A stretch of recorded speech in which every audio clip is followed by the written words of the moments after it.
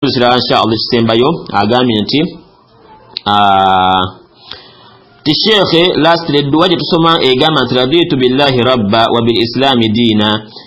somebwa mwazini wagambira nti ashhadu anna muhammadar rasulullah obanga amalirizaayo okwazina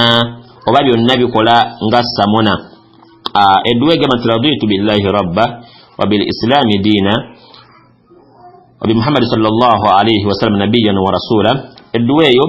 وصبر كبيرا ngo gisoma omwazini wagambira nti ashhadu an la ilaha illa Allah wa ashhadu anna muhammadar rasulullah wasubira kubera ngo gisomerawo naye ate kisinga obulungi edduwa ko gisoma ngo omwazini akoze eki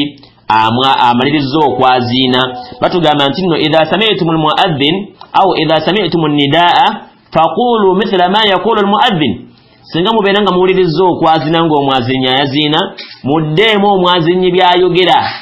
naam muddemu ngo omwazini bwakola ki byayogera okujjako waliwo ebifo byalina okubeera ngo omwazini twawukana mu bigambo byakola ki byayogera naye nga ekikulu kya byonna kubeera nga tuddamu ngo omwazini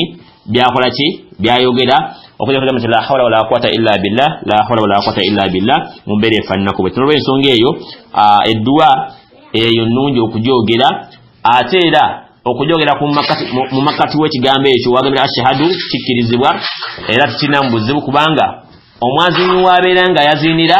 kaseera kakusabira mu dduwa naam kaseera kakusabira mu dduwa biidhnillahi tabaraka wa taala byemu biseera ebagamba nti baina al adhani wal iqama ijabatu du'a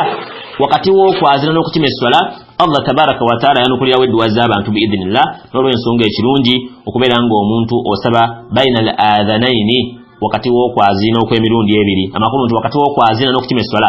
wabarakallahu fikum mwenye nafiri ebibuzo byabuzizza kandabe kimu bibiri bisatu bina bitano wabarakallahu fikum katukumona ebibuzo ebirala insha Allah tabaraka wa taala